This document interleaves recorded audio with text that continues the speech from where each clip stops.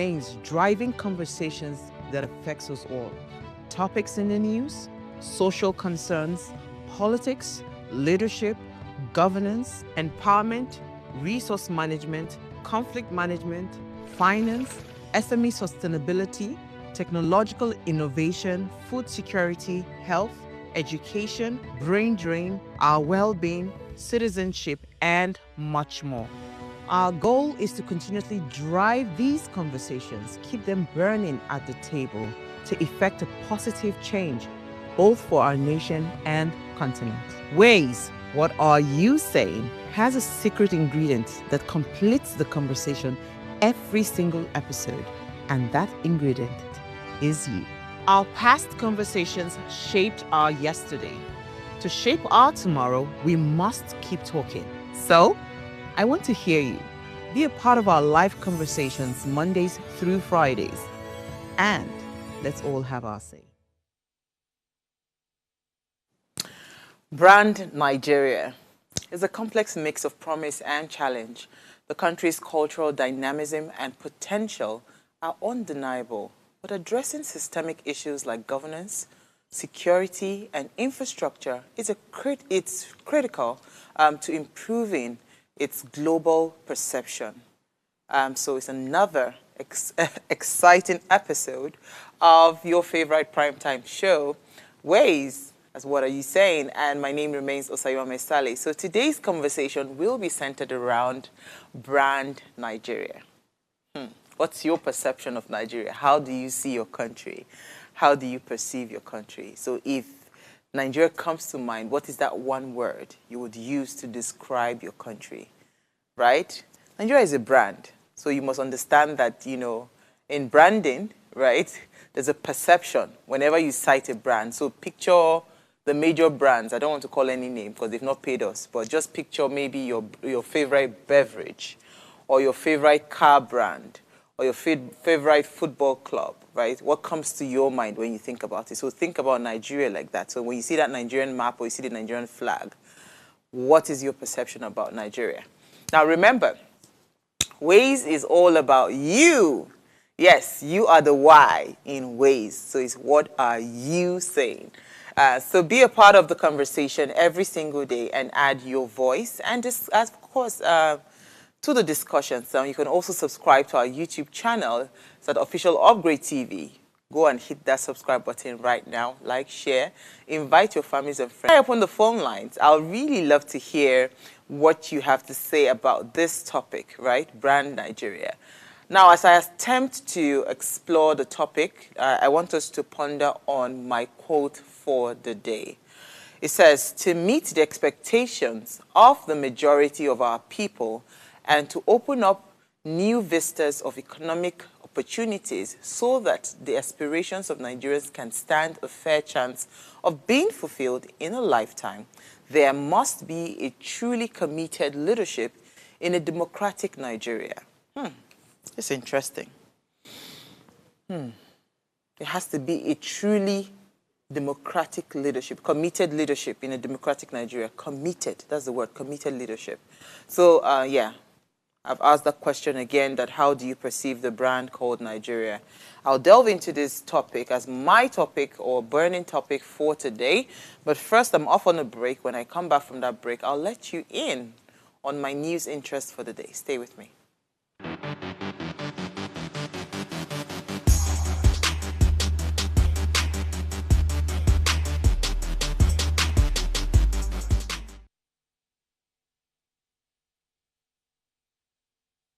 All right, thanks for staying with us. I'm just going to pull out my story for the day. So the first story is about, you know, I've been following up on this inmate. So ever since Sahara Reporters had put out that that post that said 48,000 inmates, right, were in prison and they were awaiting trials and the prisons were overcrowded, there's just been a lot of stories. Yesterday, I took the story of Governor Babajide Sanwo-Olu pardoning, I think it was 52 inmates, right? Yeah, I think that was the number. Was it 52 or 50 inmates? 52 or 50, I'm not sure.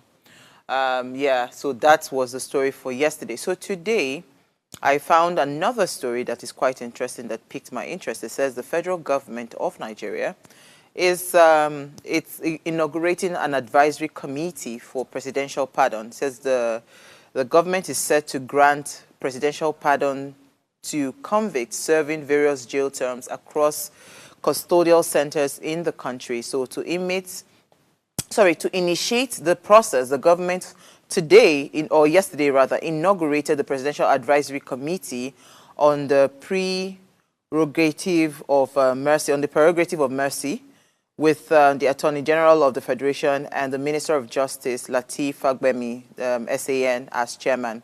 The committee includes representatives from the Nigerian Police Force, Nigerian Correctional Service, the National Human Rights Commission, the Nigerian Supreme Council for Islamic Affairs, and the Christian Association of Nigeria, alongside other notable members such as Justice Augustine Utasha, Professor Al-Kasum Abba, Chief Akinlolu Olujimi, SAN, and Professor Mrs. Nike Ijaiya. Now, speaking during the inauguration, the Secretary to the Federal Government of the Federation, George Akume, said the Section 175 of the 1999 Constitution of the Federal Republic of Nigeria, as amended, confers special powers of prerogative of mercy on the President and the Commander-in-Chief of the Armed Forces of Nigeria, of course, to grant these presidential pardons. So as I said yesterday, and I'll repeat myself again, the governor of Lagos State has, of course, the same thing. He did some pardons, and I said it yesterday that beyond the pardon, let us try to create, some holistic, plan to be able to then reintegrate them back into the society and give them some level of soft landing for them to be self-sufficient and, of course, financially independent, because again, it's beyond just the pardon. And whilst we're at the subject of pardon, it will be important to note that there are so many people that are awaiting trials that are really innocent and should not be in prison, and they've been there for years. So it's very important that the government should also pay attention to that. My second story is quite sad, very sad. It says that there's a young girl. She's a 2-year-old girl. Not much information that I found in the news, but I thought to just mention it, that a Nigerian woman identified simply as Ella had called for justice following the death of her 2-year-old daughter at school in Lagos. Ella shared her ordeal in a series of posts on X, formerly Twitter. She explained that her daughter left for school on Wednesday but did not return alive. She wrote in that tweet that, "Dear Lagos State Government, our daughter of 2 years old went to school yesterday and did not return alive." For those that want to follow the story, please go on to the page on X. But the name of the school is Smiley Kids, right? Smiley Kids Montessori. Unfortunately, I was not able to get the location of the school, but there's a picture of the young girl lying lifeless in the hospital bed. This is very sad. These are the times where we always like to bring in Taiwo Akilami, because he's the advocate for child safety, and he's always talking about how it's important for schools to understand that certain kinds of things need to be put in place. So whenever there's an emergency, there are the officials within the school are well trained to be able to manage whatever incident it is. Anything can go wrong. Anything can happen. Like a child can literally choke on their food. So many things. So it's actually a very, very delicate and sensitive business to do when you are in the business of caregiving, especially for human beings, toddlers, human beings in general, right? Anything could go wrong. So there has to be heightened sense of vigilance. And it's not everybody that has the capacity to be able to take care of another human being. I remember watching a video of a very sad video, a very disturbing video of a young man in the US that, because of the fear of the child not falling off the chair, he held on to the baby so tight and literally slept off. Unfortunately, the baby fell. His baby fell and broke her skull, and she died and all of that. He was convicted, he was thrown in jail, but luckily for him, you know, because they had accused him all sorts of things, luckily for him, when the autopsy report came, it proved contrary and he was released. The point I'm trying to make here is that children are quite delicate, right? And it takes a special kind of skill to be able to manage a child. You can just notice that the child has turned blue. The child might be choking on a toy that they are playing with, or they pick something on the floor. And so anything would have gone wrong because she's a 2-year-old, right? Anything could have gone wrong. And that's why it's very important that if you want to go into the business of caregiving, or you want to be a crèche or a school, you have to be, there's no excuse. You have to be very, very careful with the kind of people you recruit. You must be careful and ensure that you are very vigilant, monitoring every child, because anything, as I said, can go wrong. Very sad. I hope they will be able to find closure. And yeah, and I don't know. I just pray for the family, because this is actually a very sad situation. I'll see you after the break.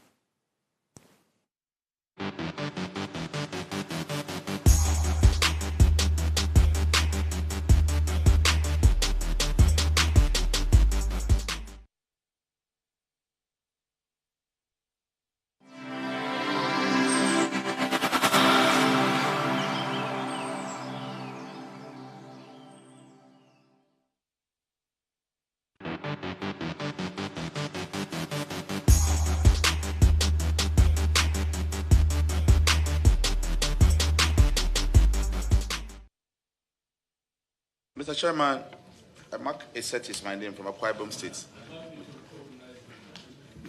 Okay, point of order, Mr. Chairman.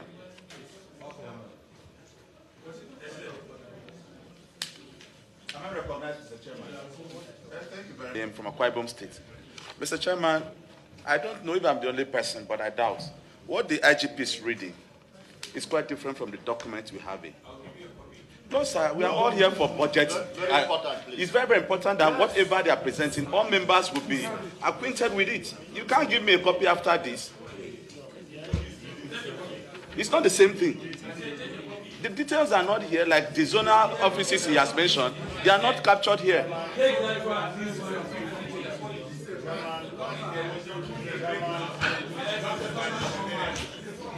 Point of order, Mr. Chairman. Point of order, Mr. Chairman. Please, Senator, please.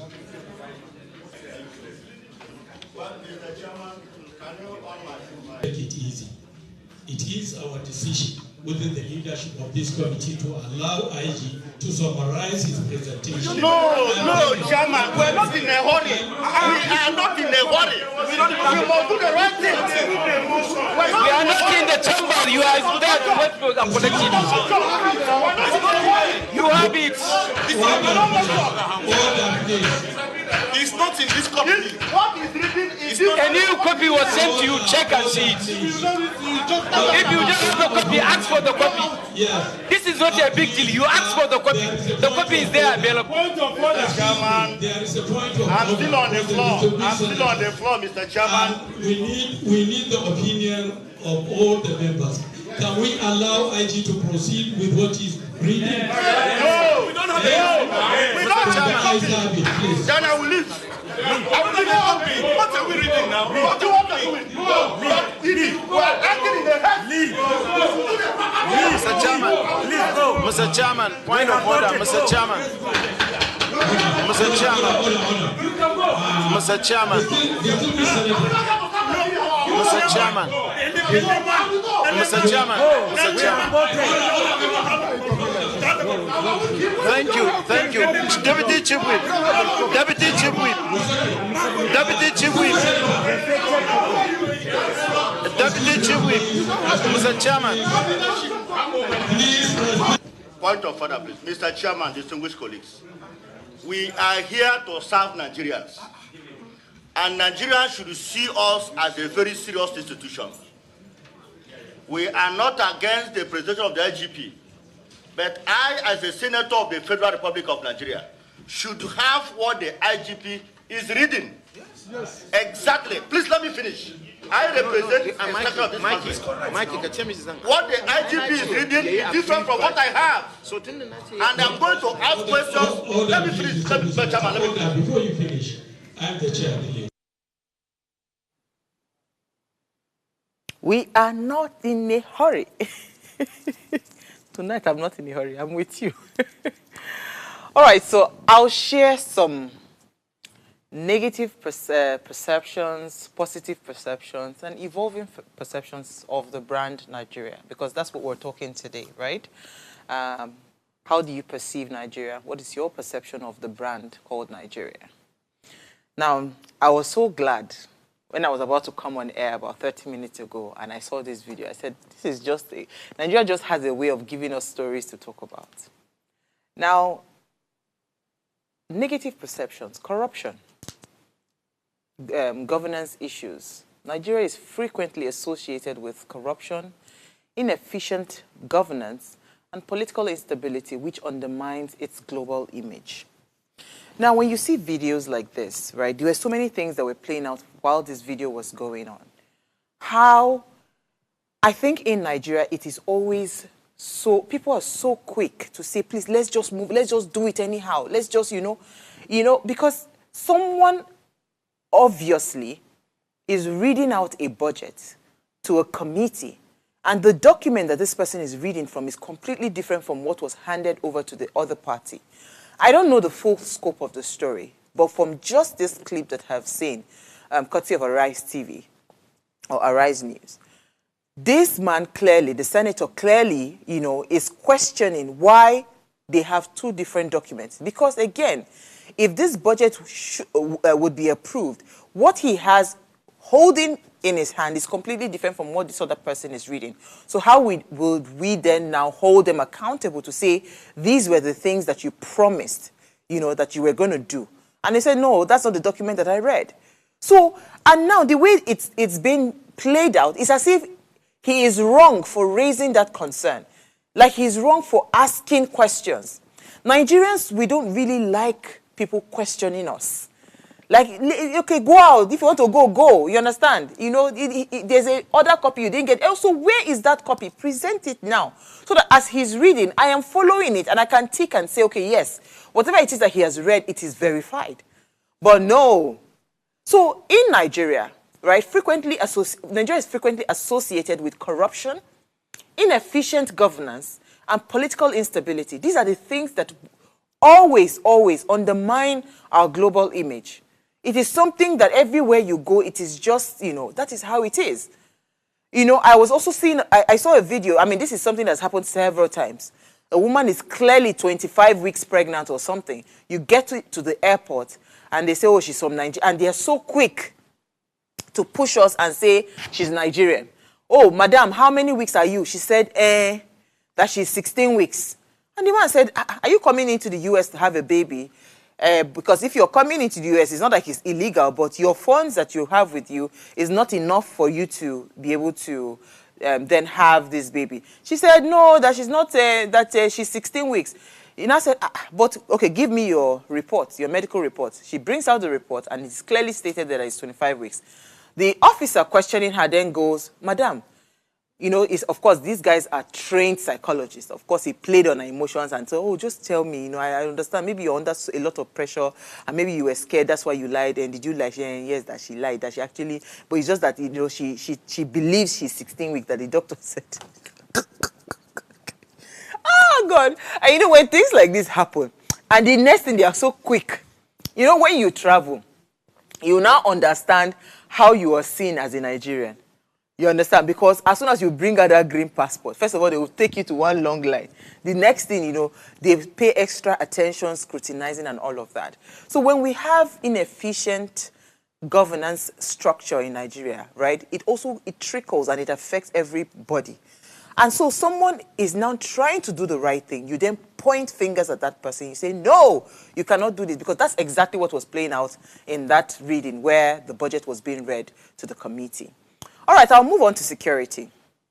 All right, security concerns. Now, of course, we all know persistent issues such as terrorism, you know, Boko Haram, there's banditry, there's kidnapping, right? And all of these security concerns have also shaped perceptions of Nigeria, as a high-risk nation for investment and tourism. Now, financial security is also very big here. We're still battling the issues around what happened with the coastal lane in the landmark area and all of that. So a lot of people that are investors are afraid to come into Nigeria because they are not guaranteed of their finance being secured. Maybe something will just happen and all of a sudden one policy will just completely wipe it off. These are perceptions that have shaped, the brand Nigeria. Now, I don't know if anybody saw that story. A very, very foolish prank, by the way. One of these people that came in from the US for the Dirty December, and she came in and did one funny stunt, very, very silly stunt, and said, oh, she had been kidnapped. And all of a sudden, people were panicked and everything and all of that, trying to do all sorts of things. And the next thing she then comes out that she's apologizing, she's sorry. But let me tell you what that meant to me. For the fact that she even had the effrontery to think about faking a kidnap, right, is because she understands that that kidnapping has become part of the brand Nigeria. Because tell me why I will go into the US and the first thing I'm thinking is that, or I'll go somewhere else and the first thing I'm thinking that I can just send messages and say, oh, I've been kidnapped. She could pull off that stunt because of the perceived brand that it is a region where banditry happens, kidnapping happens, and of course the recent one that has been trending everywhere, ritual killings. Today, I still saw another video. I just finished watching another video where a young boy literally took the life of his mother, all in the name of ritual killing. So that security concern, if you're not running away from kidnappers, you're running away from bandits, you're not running away from bandits, you're running away from armed robbers, you're not, literally you're running away from thugs. There are just too many things, right? You are on the streets, in traffic, you're paranoid because you are not sure what is going on. So those are the things that shape brand Nigeria. Let me pause here and say the reason I chose to have this conversation tonight is because our leaders or whoever is watching that has some level, that wields some level of power, you need to realize that it is beyond what we say. There is a global perception, there's a local perception, there's a global perception of what the brand Nigeria is. And we need to be very intentional and clear on how we intend to change that brand. If I go back to this security video, what is the role of the security agencies, the police and all of that? Are they not supposed to be fighting crime? So if there's a budget defense, shouldn't we scrutinize them more? Because what is happening with all the budgets that have been allocated for security over the years? We have a lot of governors that have security votes. What do they use it for? Right? There's a lot of allocation towards securing our nation. What is going on? So somebody then decides to say he wants to question it and you are now shouting. Like there was no need for that. Oh, sorry, it's an oversight. Here is the updated copy, would have been the conversation. But no, because we're in Nigeria, you are not allowed to question. And that's why they were trying to shut him down. I'll move on to my third negative perception of Nigeria. Of course, fraud and scams. There's a lot when it comes to the perception of Nigeria, but I'm trying to limit it because of the time constraint that I have, right? Fraud and scams. Now, the Association of Nigeria with online fraud, right? Yahoo, 419, I don't know which one, Yahoo Plus, the list is endless. Of course, it has created stereotypes that are hard to shake off. I remember many years ago in the Agege region of Lagos, I had gone because I have a foundation where I deal with young people in secondary school. So I go there to teach them how to plan their lives, how to create their vision board, how to set goals for themselves, and then follow through those goals. So I remember that one of those school tours, I call them, I visited a school in Agege. And by the time we had finished and we had done all of the vision board teaching and everything, the children, so what we normally do after all of that, I try to give about 30 to 1 hour to do like a one-on-one, just pep talk with the students, because some of them might have a lot of things in their chest that they want to unburden. And I remember this boy clearly. I think I've said this story several times for those that care to listen. This boy walked up to me and said, "Ma, see what is going on. By the time you are in SS1, as at then, and this was like in 2018, but by the time you are in SS1, these so-called Yahoo boys, they come into our school. Of course, they tell you that your parents tell you go to university so that you can make money. So they will tell them that you don't need to go to university. So they kind of like counter everything parents say. And in that message, I also learned that even as parents, what is the why for your child going to school? But let me not deviate, because they say I deviate a lot. So this was how this young boy told me how they were being recruited from school, from secondary school. This was 2018.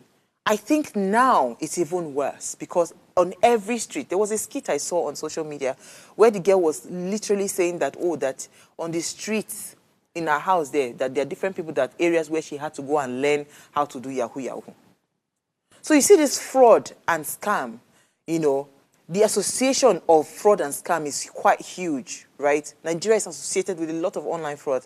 And of course, the likes of Hush Puppy and the likes of so many of these famous 30 under 30 people that they eventually found out they were fraudsters has not even helped us in any way. And I feel like the way we can curb images like this is also the active engagement of these young people. It tells you that these young people, they have so much embedded in them that they can actually convert into good use.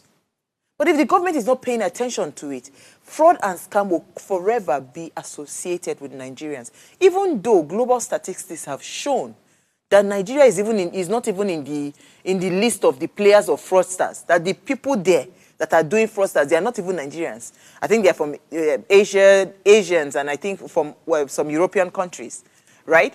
So we don't even have the numbers when it comes to global, but yet we've been able to, to wear it, like an identity, that we are all Yahoo, we are all scammers. So every time you're in a business meeting or you're trying to talk, as soon as you mention you're from Nigeria, they take a step back and look at you 2 times. So it's a very, very hard, stereotype to shake off from our system. But that is one of the negative perceptions about Nigeria. The fourth negative perception I would mention tonight would be the economic disparity. And this is quite huge for us because despite being Africa's largest economy, poverty and income inequality are rampant, right, in Nigeria, casting doubt on the nation's economic inclusiveness. Right? I mean, just look at our streets, for instance. Just look at our streets. You see thugs, you see people, high unemployment rate, you see street begging, like it's just crazy. The disparity. And you know what is even worse off? In recent times, right, especially with this high level of japa, where a lot of people left Nigeria. Before we even had a middle class. Now the middle class is non-existent. Is non-existent because why? A lot of those people that were categorized as middle class, most of those people, like a good number of those people have left Nigeria and they're no longer in Nigeria. So this huge disparity, right, it gives the perception that honestly speaking, there's high level of inequality in this country. So this economic disparity is one of the brands, one of the perception that is associated with the brand Nigeria. And if at all we must do, and you know the beautiful thing about all of this negativity, they are quite easy to solve. It just takes, first of all, a government that is willing. So if you go back to, Babangida's quote that said committed leadership, right? It takes commitment. You must be intentional about changing things, right? If we say that we want to start an empowerment program in Nigeria, for instance, I have seen this thing several times and the thing just rubs off on me wrongly. How do you say you want to empower a people, right? And you are giving them sewing machine is still even better. Sewing machine is still better. There's some funny things that I've seen them give people. All, you know, wheelbarrow. What will I use wheelbarrow for? So let me be pushing wheelbarrow all my life. Right? I'll be pushing sand all my life.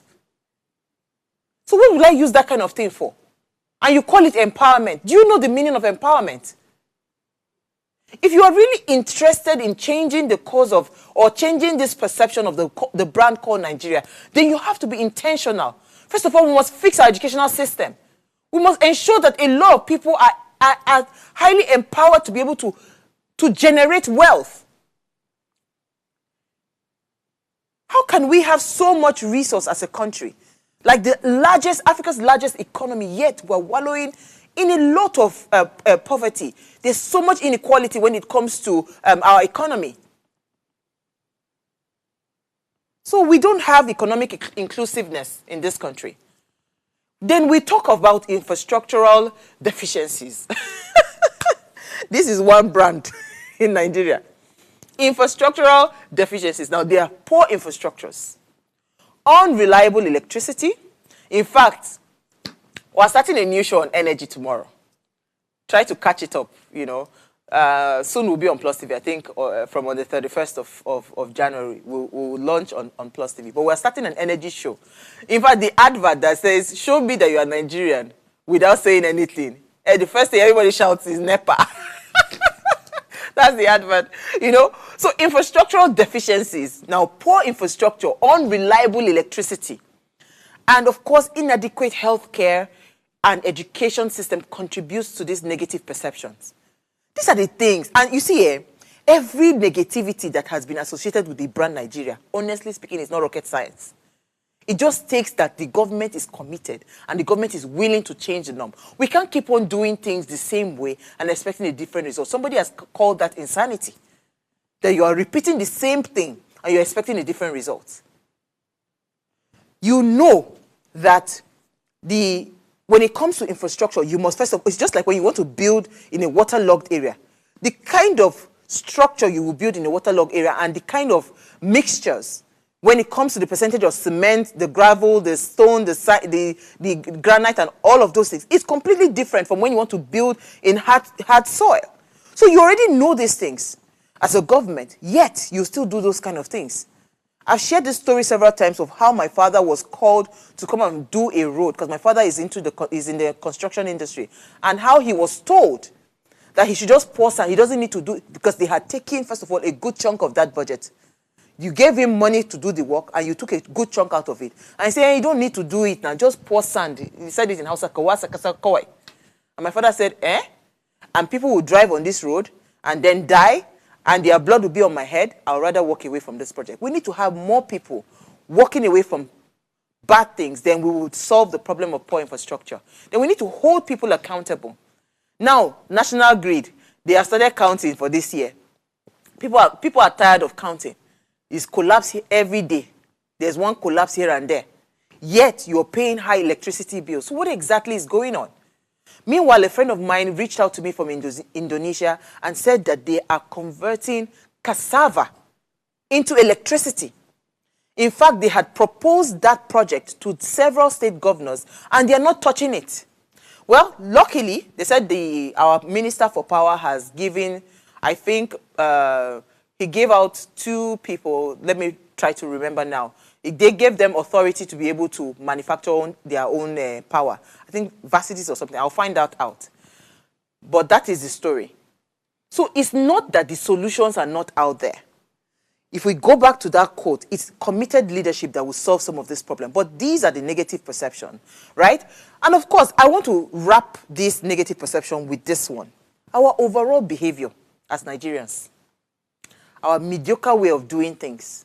Anyhowness. You know? People then want to attempt to do the right thing. You will want to frustrate them. You will say, waiting, you two they do safe. Now let you day here. Yes. Because all of us want to be that crab in the bucket. Make we all day here. More just they do anyhow together. You understand? That's what we want to do. Because in all of these things, I will even put this behavior as our number 1. Because we are not ready as Nigerians to change things. You walk into a place, they'll tell you, no, this is how they used to do it. And nobody is ready to question that status quo, to say, no, things cannot be done this way. You have to be intentional. Let me tell you something. For as long as we continue to say that, oh, now so that they do harm, then it will never change. Somebody must be willing to be the Lone Ranger. You must be willing to be the one to say, no, I'm not going to take this. If this is how you are doing it, then I cannot be part of it. We have to be there. Because until we start to change our behavior, right, the perception and all of these challenges that we face that creates this perception of the brand Nigeria cannot change. So I'll take a break now. Let me not do all the boom and gloom, right? I'll take a break. When I come back from that break, I want to share some of the positives, right? Our positive and also some of the evolving perceptions that we have about Nigeria. How about that? We'll see you after the break.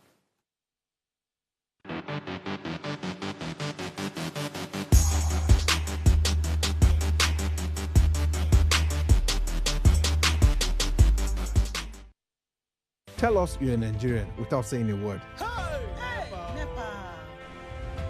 Energy security is one of the most pressing issues for many developing countries like Nigeria. And if there's going to be any meaningful progress, addressing our energy issues is non-negotiable. I know see light from my house. Make them do something. Band A is expensive. I literally have to turn off all my appliances just to reduce costs. We need light. Introducing the Energy Outlook, your go-to show for everything energy. Every week, we'll bring you the latest insights, innovation, and in-depth analysis of Nigeria's energy sector. From policy discussions to regulatory insights, we'll analyze the key decisions influencing growth and sustainability in the energy sector. We'll bring you the human stories behind the headlines, giving you a personal perspective on the broader energy challenges. Join me every Friday at 6 p.m. for the Energy Outlook, your guide to the future of energy, where energy means business.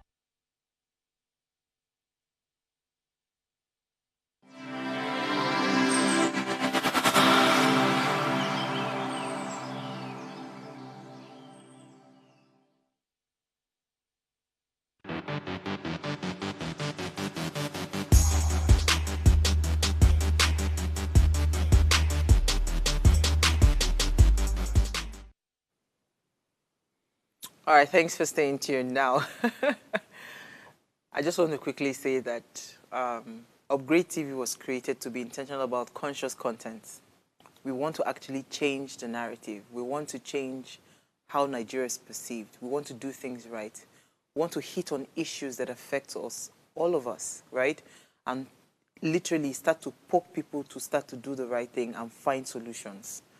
Right, so we're still talking brand Nigeria, perceptions, you know, negative perceptions, positive perceptions, and of course, the evolving perceptions. Now, I'd love to hear your thoughts. What do you think about the brand Nigeria? What do you feel? What's your perception about Nigeria? It would be nice to hear your thoughts. Please send an SMS or WhatsApp to 081-803-84663. Our phone line is also now open. Number to call or the numbers to call.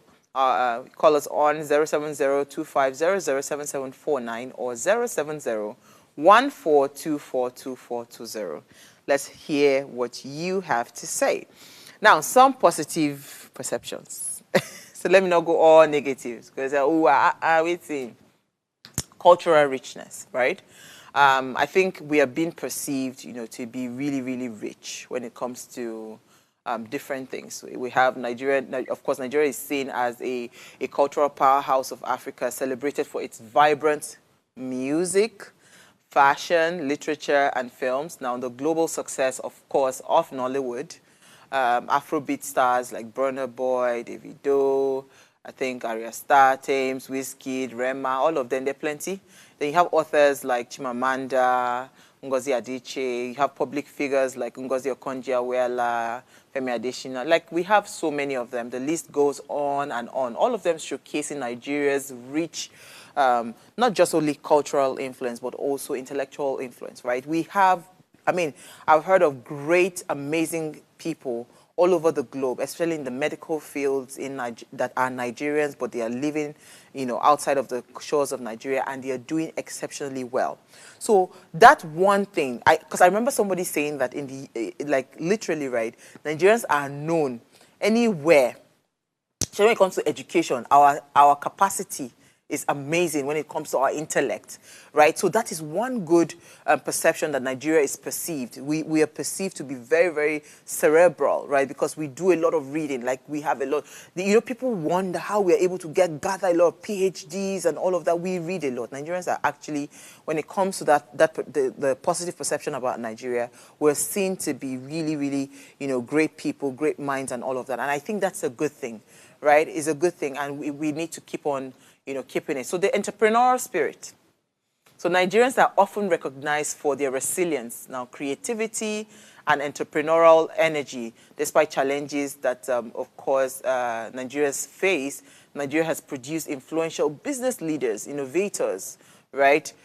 The Igbo brothers, for instance, and our sisters all over the world, they're doing great things in business. Like literally, they say if you go to any business, any country, that is known for commerce, you must find Nigerians there. Go to China, go to anywhere you go to, Nigerians are always there because we're really, really entrepreneurial in our spirit, right? We're very great business men and women. We do amazing stuff. So that is also one of the perception when it comes to brand Nigeria. So, and it's a positive, right? So we must really hold on to it and find a way to continue to harness it.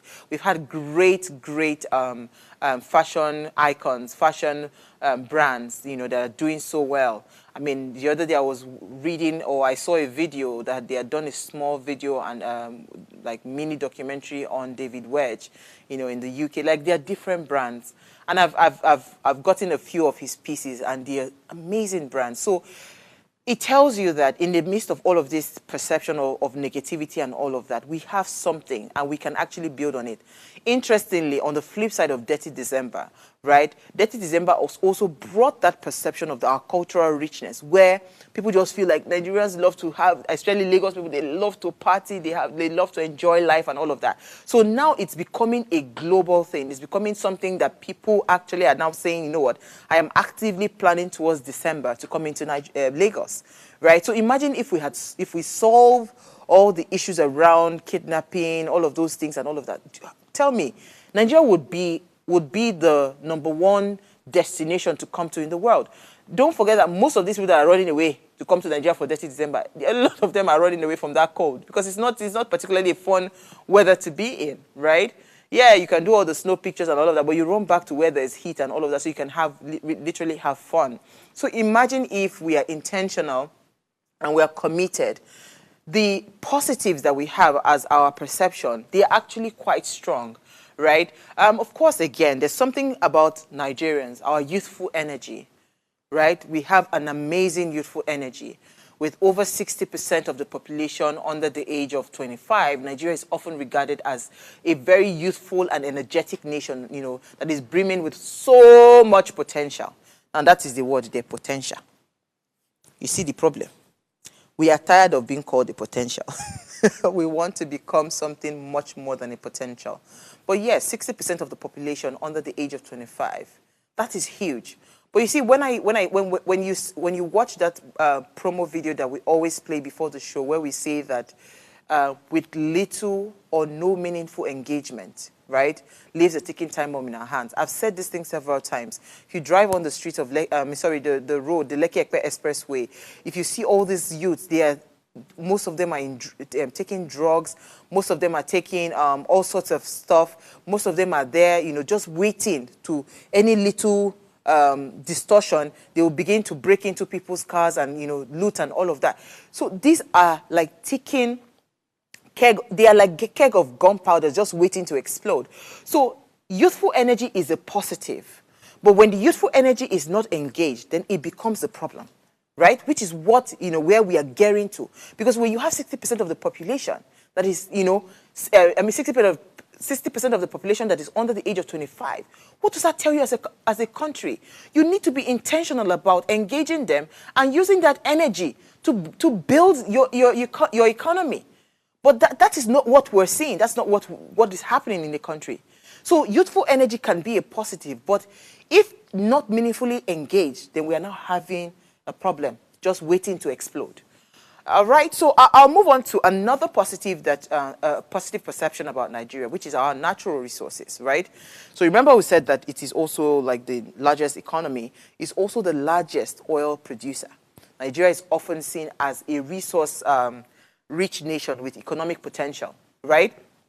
So oil is a blessing for us, but you see, beyond the oil, there are so many other things that are a blessing. Literally, Nigeria, everywhere you go to, I am yet to find a state or a region in Nigeria that is without some really rich resource when it comes to because you know, part of our promo that says we are rich both in human resource, like people, and also in material.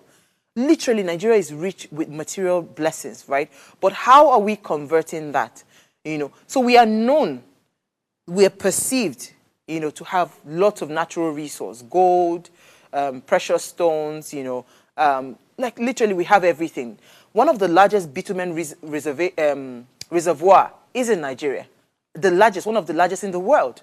We have it untapped, untouched, right? So when it comes to resources, we have the highest. Imagine us having the highest, one of the highest, I think it's the highest in the world, or maybe the second largest bitumen reserve, right? And yet, we're battling with potholes and craters every day. Does that make sense? Right? So, finally, I'll move on to sporting excellence, right? Nigerian athletes, particularly in football, track and field events, have brought very positive, of course, again, what's it called, the boxing event. They brought very positive global attention, you know, through their achievements, you know, the likes of Toby Amusan, the likes of Anthony Joshua, Victor Osimhen. I'm not a footballer. Okay, who else? JJ Okocha, Kanu Wanko. Like, we've had amazing, you know, amazing run when it comes to our sporting industry. So if you see the positives I'm reading, right, or I'm sharing this evening, it goes round. Like, literally, we are rounded. You know, when you say you're an all-rounder, you know, you have everything. You have a bit of everything. And they are just hit back to back. Music were there, film were there, everything were there. Sports were there, right? Resources were there, fashion were there. We're everywhere. So what is going on? Why are we not harnessing, you know, this positive, and why are we not changing the narrative? That's the question, right? Did I call the... Yeah, I did. I called you. So in case you can join the conversation, call us and send us your own messages as well. What do you think we can do to evolve this, you know, to change this, what's it called, this perception? All right, so I'll take a WhatsApp message, I believe. I think I have a WhatsApp message. Where is it? Okay. Is it from YouTube? Okay, they say it's from YouTube. Okay, oh. It's not afternoon here, it's good evening here. Maybe you are watching us from an afternoon weather. Yes, highways. They should have arrested the white lady for that fake kidnapping. I think I agree with you too. Because if it was a Nigerian that did that, that person would be behind bars. You see, that's another thing, oh, our perception. We they do ourselves, but to, like, literally we don't reprimand foreigners when they do things. Not all the time. We don't reprimand them so often. Because really, what that lady did, you can't come out and now sit down and in front of a phone camera and you are telling us, oh, sorry, you're apologizing, it was a joke. That was a very, very, what's it called, expensive joke. It was a very expensive joke because, again, that is also part of what shapes the perception of Nigeria. I agree with you. So good evening. Good evening, all. If these leaders care about the youth education, would be a major percentage of our budget. That would be a major percentage. I agree with you 100%. Education is not cheap anywhere in the world. Go and check. You know, all these places that you say, free education, free, somebody is paying for it. So honestly speaking, if the government is intentional about changing the status quo, the economic situation of Nigeria, or the perception of Nigeria and all of those things, education should be a major part of that reform. It should be major. It should be very major in that. M. Jones then comes on to say, exactly, he's agreeing to Shirley's point, says, plus, implement skills, trade courses on secondary level. I agree with you 100%. Because the truth is, if you're intentional about skill training, not everybody will go to the four walls of the formal education. But imagine if we're teaching people how to, because we're in the age of digital content and all of that, how to create very beautiful, what's called, skits that you can post. Like you become, overnight, you become a successful person. Because why? You can make money on the go. So imagine you start to intentionally teach certain kinds of skills, either digital skills, either hand skills, like physical skills, right? I saw that video that was just trending all over of Chinese schools where the kindergarten, they're already teaching them how to cook rice, there are some that are doing bricklayer work, some of them are doing mechanic work. That's an economy that is ready for the future, that is thinking. Because that is the reality, that is how Nigeria will change. That's how it will change. Oh, wow. Talent Speaks says, brilliant conversation so far. Thank you so much. Yes, so my new, what's it called, party of one. Get used to me. It says, the culture of mediocrity is one that likely starts from the educational sector. I agree with you. Where students are led to give less than their best. So true. Because they aren't adequately shown how they learn applies. How what they learn applies. Absolutely. Absolutely. We teach theories. We don't teach practicals, right? And this is where I have a fight with a lot of people. When we teach all the theories, it is only in practicing what you have learned that you become an expert at that. It is consistent practice. So yes, I applaud that there's education and all of that. But beyond that education, how are we translating that education to practical application, right? How are we translating it? That is the key. That is what changes the game. But who am I? Edward says, we also need a mindset reset. Like, stop settling for mediocrity. Absolutely. Stop suffering and smiling. Absolutely. Thank you so much. Oh, my God. Thank you, guys. You are making this easy for me, you know, having this comment. It says, if we had, Talent Speaks then come on to say again that if we had more practical education, would definitely apply ourselves much more. In the West, we do better because education is clearly applied. And you also even have the opportunity to be rewarded. Thank you so much. These are amazing, contributions. Thank you, guys. But that is just the reality. That is the reality. And you see, as I said earlier, I'll keep on explaining this. This is why Ways was birthed. So we cannot deviate from who we are. We need to keep on knocking it into the heads of the people that will listen. We'll just keep on sounding it, we'll be bringing up the conversation. Things have to change. I would never go into a place and they tell me, oh, now so we did do them, and I will accept it. No. I will not accept it. Because that is not how things ought to be done. Now so you did do them, no means saying that's so it's supposed to be. You don't understand? We need to change things.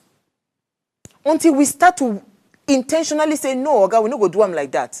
I remember a time where a road safety person had done something, and I was like, okay, Oga, what is your fine? Let me go to your office. They were angry that I wanted to go and do the right thing. Oga, you said I committed a crime. No problem. Let me go to your office and go. No. They begin the verse. Because the whole idea is that they want to frustrate you. You stay on that road, you pay a bribe and do all of those things. So how do we change the things? We have to be intentional. And this thing now, all hands on deck. It is all hands on deck because literally, we cannot change this country until, again, we go back to that point I made about our personal behavior. We have to change ourselves. You can't walk into a place and say, oh, now so they do them, and you accept it. That's not how it ought to be done. So these are the evolving perceptions because, again, they say I'm always talking. I forget that the time is running. So efforts to change Nigeria's narrative are ongoing. Campaigns like Good People, Great Nation, and individual success stories have also helped, right? But systemic challenges often, of course, overshadow these efforts.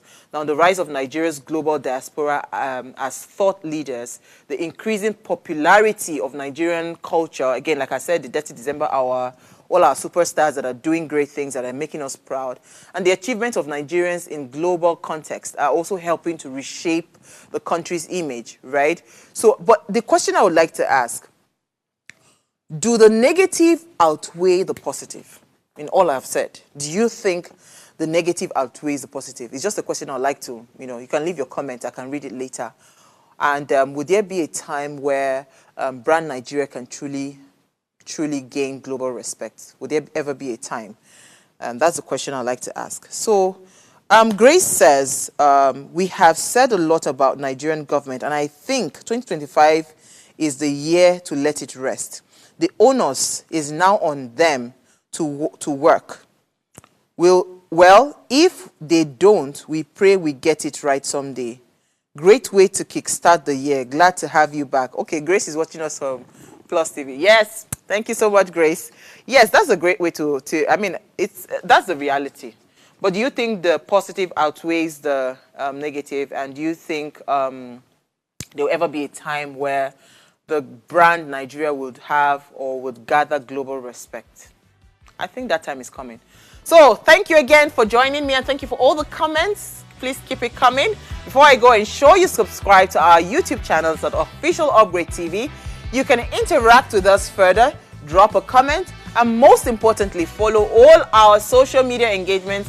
Invite your friends and families to watch and follow. If you missed our quotes for today, it says to meet the expectations of the majority of our people and to open up new vistas of the economic opportunities so that the aspirations of Nigerians can stand a fair chance of being fulfilled in a lifetime. There must be a truly committed leadership in a democratic Nigeria. And this was from Ibrahim Babangida. I'll see you tomorrow at 8 p.m. Enjoy the rest of your evening.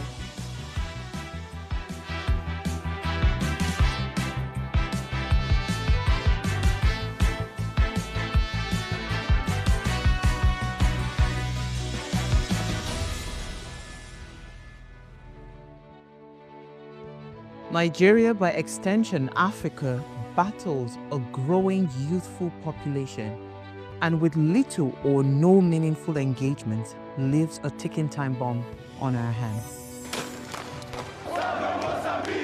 We are a blessed continent with great wealth, both in people and material.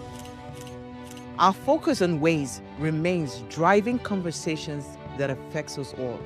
Topics in the news, social concerns, politics, leadership, governance, empowerment, resource management, conflict management, finance, SME sustainability, technological innovation, food security, health, education, brain drain, our well-being, citizenship, and much more. Our goal is to continuously drive these conversations, keep them burning at the table to effect a positive change both for our nation and continent. Ways, what are you saying, has a secret ingredient that completes the conversation every single episode, and that ingredient is you. Our past conversations shaped our yesterday. To shape our tomorrow, we must keep talking. So, I want to hear you. Be a part of our live conversations Mondays through Fridays. And let's all have our say.